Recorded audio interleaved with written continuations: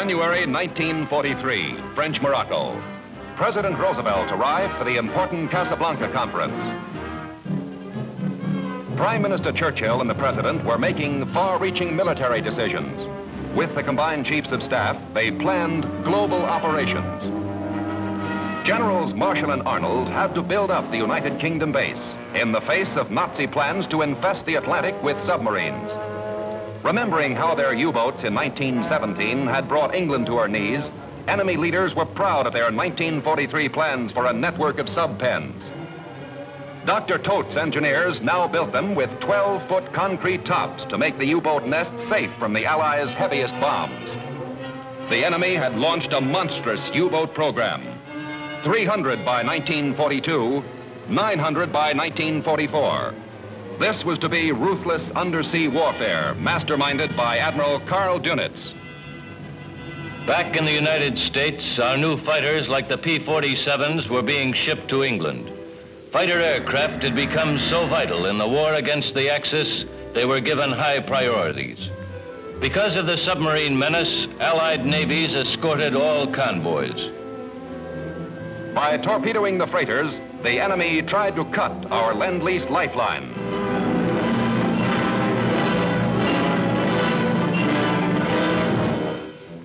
Killer subs roaming the North Atlantic in the first half of 1942 had sunk 506 Allied ships. Threatened was the security of Great Britain and our build-up for the air war in Europe. Victorious German submarines were organized in wolf packs.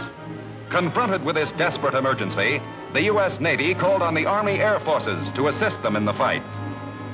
Our long-range depth bomb-carrying B-24s were the answer. The ultimate workhorse of our counterattack on the U-boats was the radar-equipped Liberator. These land-based planes were matched against a sneaking killer.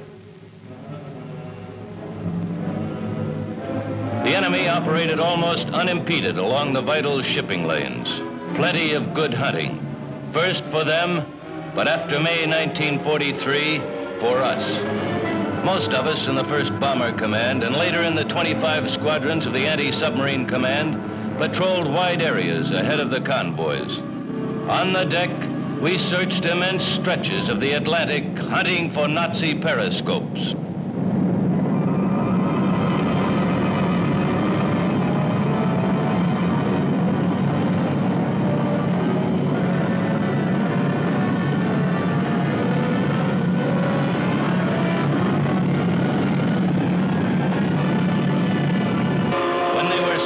Hitler's sub-crews crash dived.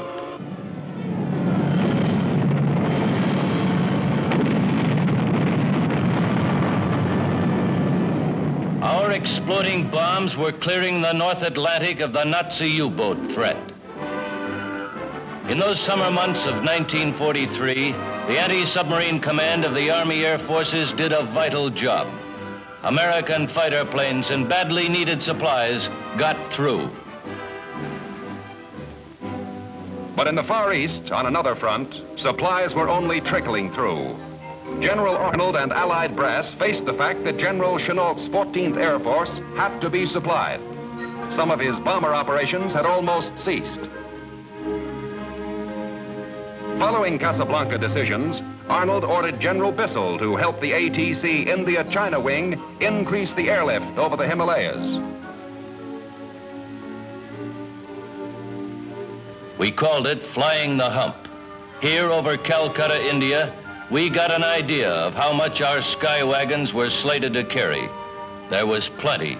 Tons of food and medicine. Tons of gasoline and bombs. Shiploads of them every day. Even this was only a fraction of what would come. First, while still crated, supplies moved overland by train, due north about 800 miles. This was the slow part of the long journey. Then near the border of Tibet, our supplies were parceled out to several airfields, like Chabwa, largest of the hump terminals. Here too, although there was plenty of manpower, the transfer methods were primitive. Until more ordnance equipment arrived, the natives helped fight the war with their bare hands. Some of these bombs weighed half a ton. After a year of operation by the 10th Air Force, we had grown from a squadron of 10 borrowed transports to a fleet of 140 high-altitude C-46s and 47s. By 1943, Hump Commander General Edward Alexander began to set records for troops, supplies, and equipment being lifted over the hump. Stretching before us were 500 miles of rough duty. Before it was over, the treacherous hump had cost us 250 transports, 250 cargoes, and 800 airmen. A high price to pay for the privilege to fly over the highest mountains in the world. We flew continuously, some of the time through Jap fighters and treacherous weather. The clouds made pretty pictures, but at 20,000 feet they could mean ice and death. No emergency landing fields among saw-toothed 5-mile-high peaks for us aerial truck drivers. Flying without fighter cover, it was always good to hear we were on the beam and minutes from landing at Kunming, China. In December of 1943, the India-China wing carried slightly over 6,000 tons. Before the war's end, ATC had airlifted more than 1 million tons of supplies and 1 million troops over the hump. With the help of Army Airways communication system, flights eventually averaged 1 plane every minute and a half. Peak airlift was reached in July 1945, 71,000 tons in 1 month, including a fleet of jeeps. Every 4 tons of gasoline delivered used 3.5 tons to get them there. Despite the hazards and hardships, despite the costs, the Army Air Forces had conquered the hump. Up our way, in the dismal and dreary Aleutian Islands off Alaska, it was a different sort of war. Around us was the deep, spongy tundra of dead grass and muck. Over us, fog, sleet, and rain for days on end. In spite of it, our 11th Air Force under General Bruce Butler not only protected Alaska from Jap advance, but also struck offensive blows at the enemy. We had a single fighter group of 100 planes, including P-38s. Our force was built around a handful of pilots experienced in Alaskan flying. Colonel Jack Chenault, son of the 14th Air Force commander, led a fighter squadron. Our strength at this time for the entire Alaska-Aleutian area was only 226 operational planes. Luck was with us. On 8 April, the weather cleared and we set out to crush the nip thrust at Attu, most distant of the island chain. We also helped to box in Kiska, the second enemy-held island, forcing the Japanese to withdraw. From flooded fields, we waded into the enemy.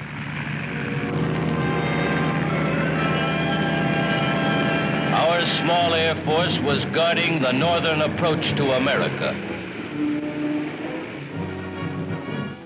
In the Pacific, the word went out. General Nathan Twining and his crew were lost on a routine flight. We sent up everything that could fly, but the South Pacific had thousands of miles of ocean. Chances of finding the commanding general of the 13th Air Force were slim.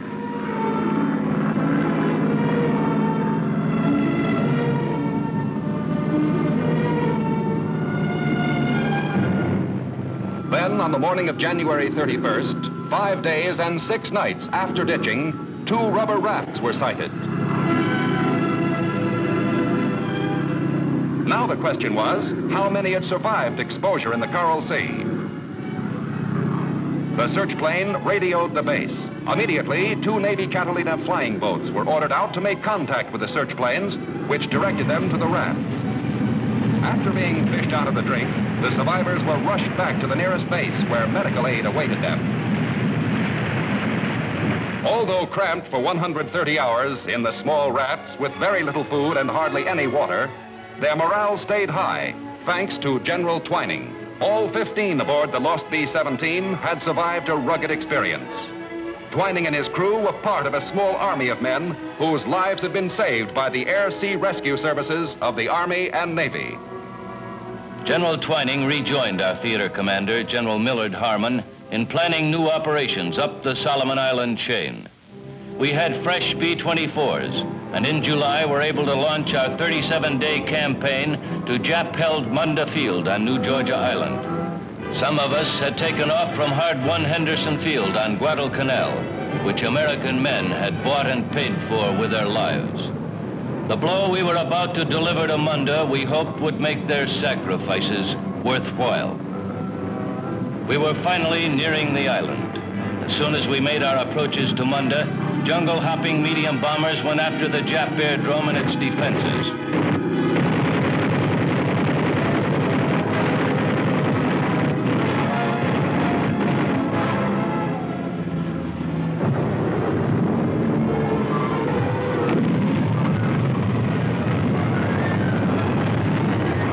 Then our liberators opened up.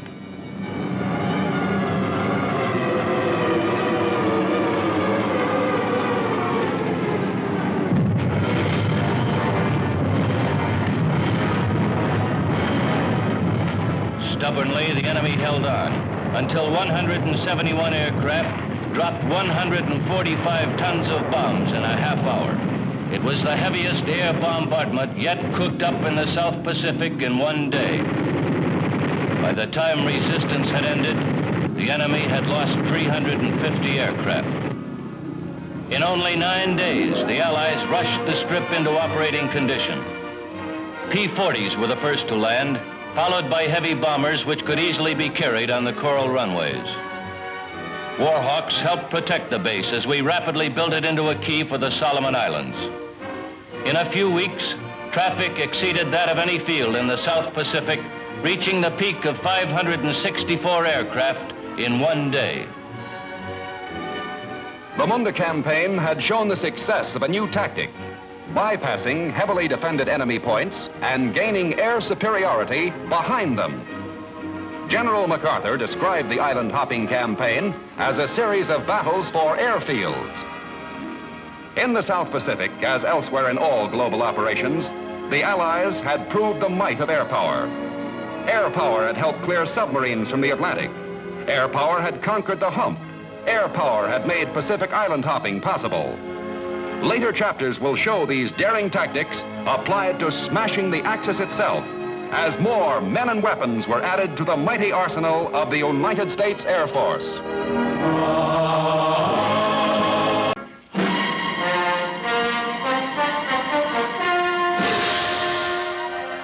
June 1948, Berlin.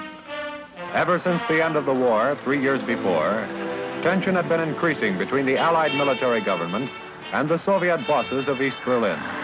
The Cold War was becoming warm. 2.5 million people, more than half of Berlin's population, lived in the American, British, and French zones. But the whole city was surrounded by the Soviet zone of Germany. Supplying the 2.5 million people of the western sectors was a system of rails, canals, and roads. Suddenly, the Soviet military government in Berlin clamped down a land blockade of the Allied sectors of the city. The suspension of all traffic successfully blocked all surface access to the city. The Soviets claimed that technical difficulties caused the stoppage. The truth was that they were trying to force the Western Allies to surrender their position in Berlin. And the weapon was hunger. The occupation personnel of the Western nations, both military and civilian, along with the 2.5 million of the German population, were threatened with starvation. What were they all going to do for food and fuel? With all the arteries into the city closed, Berlin was paralyzed. With the fuel supply cut off, there wasn't much electricity. Nearly all of the lights went out. The Allies made an important decision: to hold Berlin. In late June 1948, General Curtis LeMay, commanding general of the U.S. Air Forces in Europe, started the airlift. Our all-out effort began on the 28th, when we airlifted about 300 tons from airfields like Rhine-Main near Frankfurt we flew the air corridors through the Soviet zone to Tempelhof Field in Berlin. The airlift was our first important use of air power as an instrument of national policy, according to Secretary of the Air Force Symington and General Vandenberg, Chief of Staff. General Lucius Clay, our European Commander-in-Chief, joined in accepting the challenge.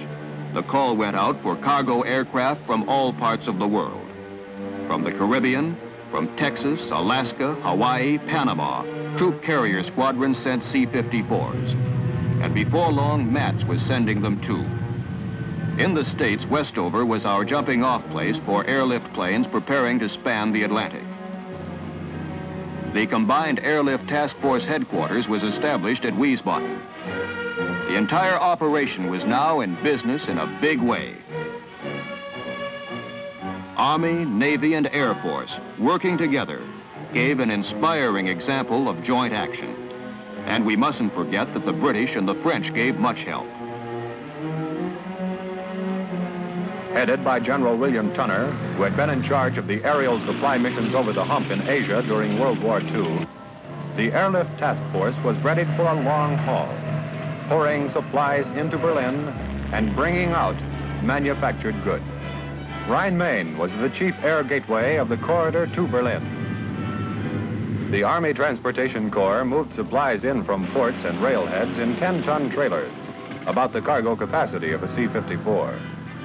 Coal from the Ruhr, flour from our Midwest, sugar from Cuba, coffee from Brazil, butter and milk from Denmark, and many other supplies from many other places. Berlin's minimum daily requirement was about 4,500 tons of supplies. For several months in 1949, our deliveries averaged more than 7,500 tons a day. The Air Force assigned more than 300 airplanes and more than 20,000 men to the airlift. And Britain made a large contribution of both aircraft and personnel.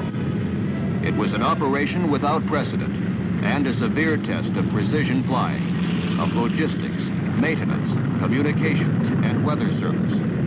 Some of us had bombed Berlin. And now we were trying to keep the same city alive.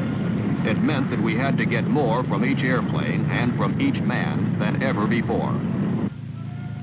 Takeoffs with full loads were 3 minutes apart. The air corridor to Berlin was narrow and dangerous. With 40 to 50 airplanes going through it simultaneously, they had to be accurately spaced. And until the late stages of the airlift, they were flown at 5 different levels, the levels being 500 feet apart. This called for extremely precise air traffic control. Here, the position of each aircraft in the constant stream of C-54s was plotted and replotted. And every 3 minutes, there was a landing at Tempelhof, the Berlin air terminus. Each aircraft in Operation Vittles flew 3 round trips every day to Tempelhof, or to the other airfields in the Allied sector. At the end of the line, volunteer crews of displaced persons were always on hand to unload our aircraft, and it took an army of them. At the height of the airlift, the control tower at Tempelhof handled more than 400 landings and takeoffs every day, 7 days a week, around the clock, and regardless of weather.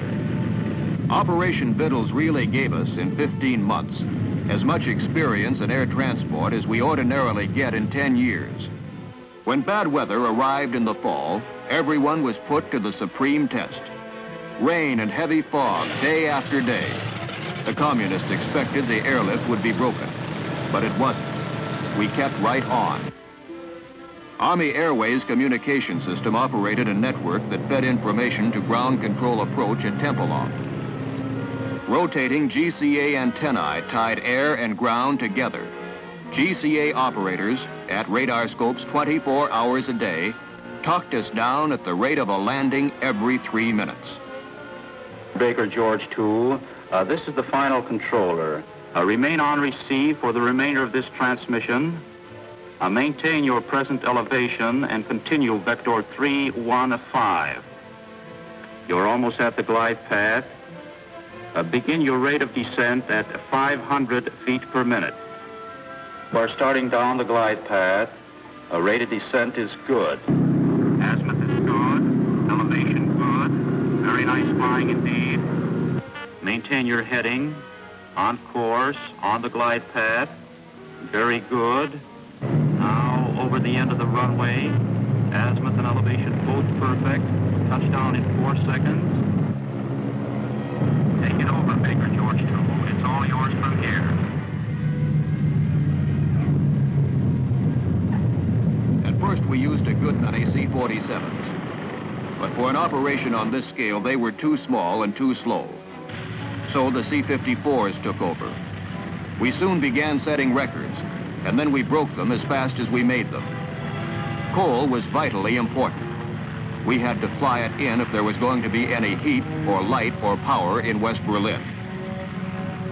The coal came from the Ruhr and was sacked in war surplus duffel bags.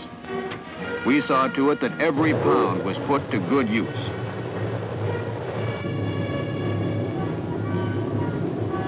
Berlin was saved because the airlift kept the fires burning, kept wheels turning, kept the ovens going. Not long before, we had been delivering bombs to compel peace. Now we were delivering bread to maintain that peace. The airlift cargoes kept the city alive. Before Operation Vittles, Berlin was one of the places where children cringed in terror at the roar of airplanes overhead. The airlift planes taught them they need cringe no more. In 15 months, the airlift brought in 2.25 million tons of supplies, life-sustaining necessities, the greatest feat in transportation history, achieved by the RAF, the United States Army, Navy, and Air Force. Meanwhile, in this building at Fort Worth, Texas, another great Air Force achievement of a different kind was taking shape. The B-36, the first genuine intercontinental bomber. No aircraft had ever had a wing spread like this, 230 feet. That's equal to a distance from home plate in Yankee Stadium to a point over 100 feet beyond the second base. No bomber ever had such tremendous fuselage space. From nose to tail and from wall to wall, the equal of 10 good-sized living rooms. The B-36 was first conceived in 1941, and by 1946, she was ready for her first test flight. Big, wasn't she? Her main function was to carry bombs, but she went up well armed with 8 gun turrets, each mounting 2 20-millimeter cannon that could fire explosive shells as well as armor-piercing projectiles. That was more and better armament than any other bomber ever had. Being one of the most complicated engines of war ever built, the B-36 needed a crew of 16 specialists. Every one of them was a man of great experience and skill, and they worked together for long periods and achieved a high degree of teamwork. It was an honor to be picked as a member of a B-36 crew, and the men who flew the big bomber came to admire her. Talk about power. In the late stages of development, the B-36 had 6 piston engines of 3,800 horsepower each, and 4 jet engines, each capable of 5,200 pounds of thrust at takeoff.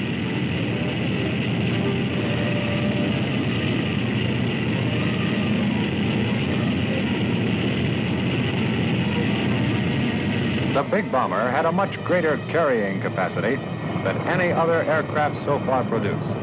There was room in the 4 big bomb bays for 100 500-pound bombs, or when tremendously big ones were needed, the cargo could be 2 bombs, each weighing 21 tons.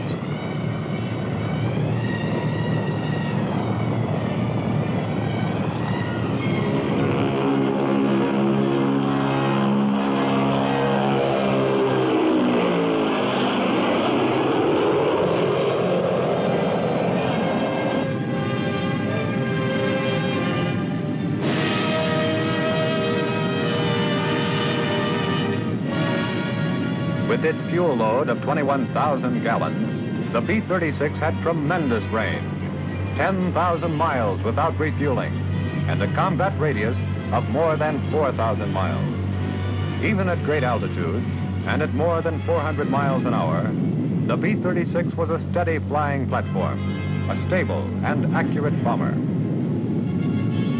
Over the target. With its speed, armament, and high altitude capability, the B-36 became the Strategic Air Command's Sunday fun. It gave the Air Force one of its best means of winning friends and influencing people. Largely because of this aircraft, the Strategic Air Command was the first military organization in history that could assault the heart of a remote enemy country from stateside bases within hours after the outbreak of a war.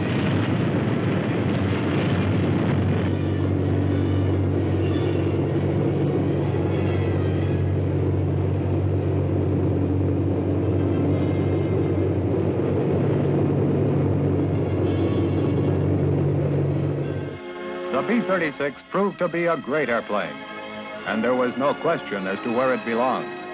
Right where it was, in the United States Air Force.